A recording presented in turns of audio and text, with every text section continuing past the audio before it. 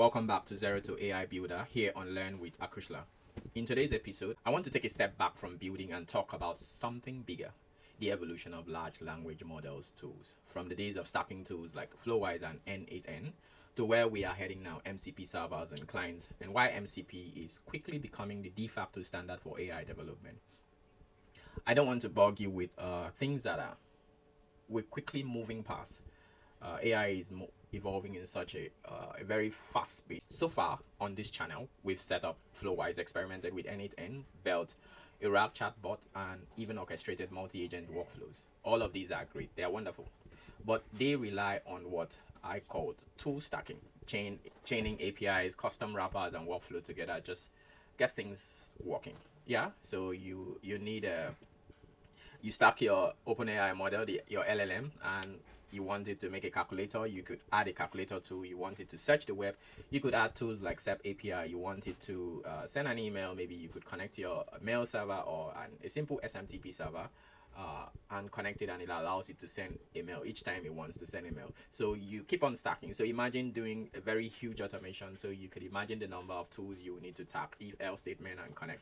So that works very beautiful for small project, but as soon as you want to scale or manage multiple tools, it gets messy. So at least you have the basic to start, so you could explore Flowise more on your own. N8N, I haven't had the time to explore more of it, but I'll do that as well. But I just want to look at the bigger picture here, where we are headed with LLM. Now, when you are connecting APIs, the problem with tool stacking, when you are connecting APIs, file system and database and external services, every single integration needs its own wrapper, its own code, its own way of passing context. It's fragile, it's inconsistent. And as the ecosystem grows, it just doesn't scale, which brings us to the next evolution. MCP server, Model Context Protocol. So what is MCP? Its core, MCP is a protocol that standardizes how LLMs talk to external tools and data sources.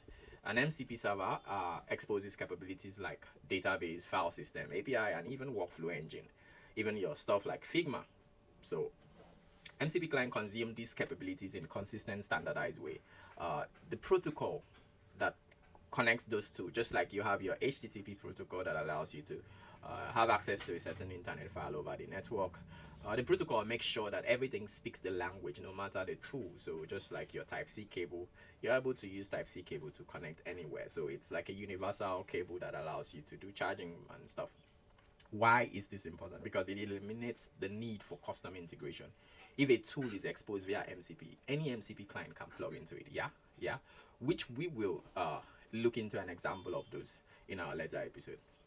Now, let me give you a few examples of how MCP server can be used. So in terms of database, it could expose a Postgres, SQL, or Superbase database that we've used, that you've seen.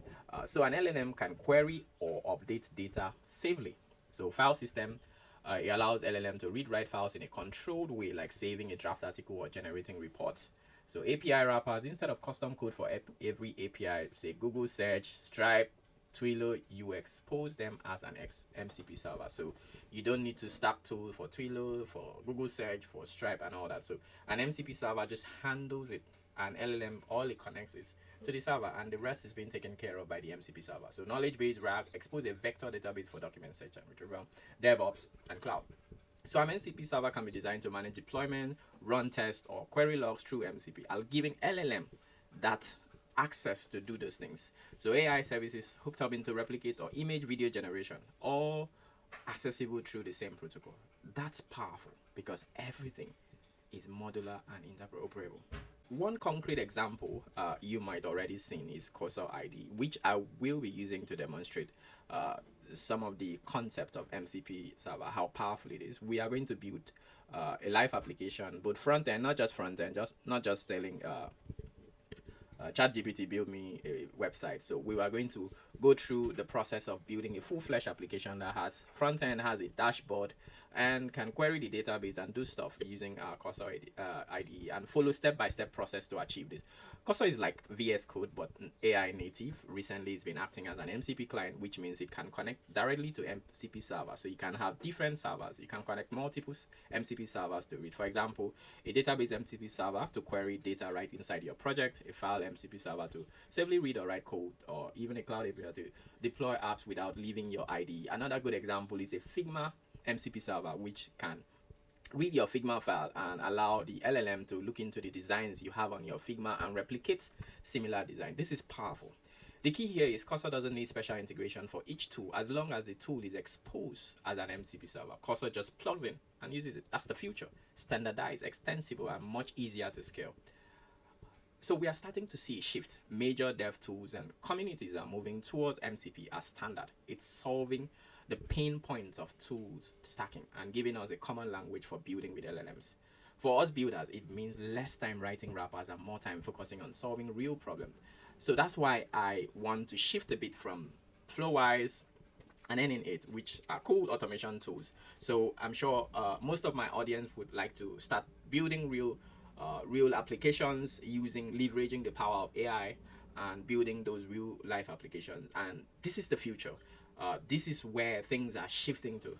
So that's the big picture. So it's really important to understand where this ecosystem is, because MCP servers and clients are going to play a major role in how we build AI power apps moving forward. If this excites you, subscribe to the channel, like this video, and turn on notifications so you don't miss the next episode. And let me know in the comments, have you experimented with MCP yet?